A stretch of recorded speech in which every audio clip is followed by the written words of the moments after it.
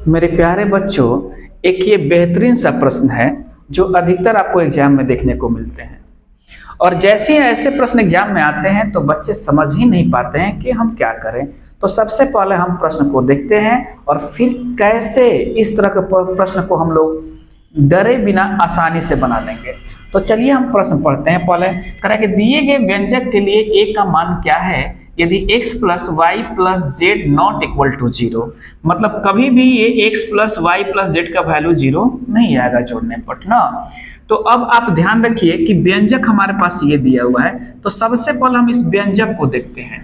ये व्यंजक में क्या है कि तीन पार्ट है, एक पार्ट, दो पार्ट, तीन पार्ट और तीनों आपस में बराबर है। अब आपको एक बात को ध्यान रखना है कि देखिए नीचे देखिए यहाँ 3x है प्लस वाई है प्लस जेड है, यहाँ x है प्लस 3y है प्लस जेड है, और यहाँ x है प्लस y है प्लस 3z है।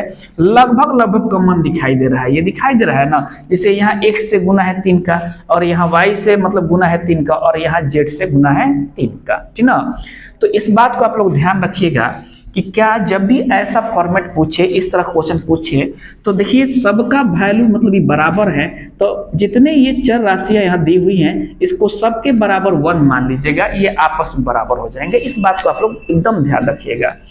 तो अब देखिए तो हमने क्या हो, अगर मान लो कि मैंने x की वैल्यू 1, y की वैल्यू 1, z की वैल्यू 1 मान लिया ना। तो देखिए तो यहाँ कितना हो गया भाई, तो 3 में 1 से गुना करेंगे भाई तो 3 हो जाएगा मेरा। तो अभी तो 3 2 5, वैसे ही 3 2 5, 3 2 5, ऊपर 1 हो गया सब में, तो सब बराबर हो गया आपको पता ना। तो हम मान लेंगे यहाँ क्या कि x बराबर y बराबर z बराबर सबके बराबर 1 मान लेंगे, ठीक ना।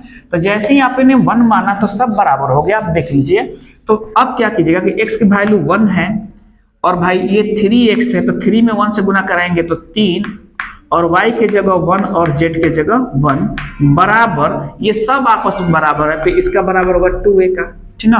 आपसे a का ही वैल्यू पूछा है। अब देखिए एक बात, और z की वैल्यू 1 है, सॉरी 1, ठीक ना।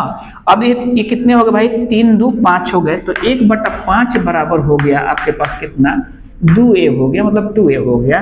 तो a का वैल्यू पूछा है, तो देखिए इधर गुना है तो इधर बटा में आएगा ये, तो क्या हो जाएगा a का वैल्यू 1/5 दूनी 10 हो जाएगा। तो a का वैल्यू आ गया 1/10। तो इसलिए मेरा राइट ऑप्शन क्या बना, बी बना। तो अगर ये वीडियो आप लोगों को पसंद आया है तो आप लोग इसे लाइक सब्सक्राइब शेयर जरूर कीजिएगा। धन्यवाद।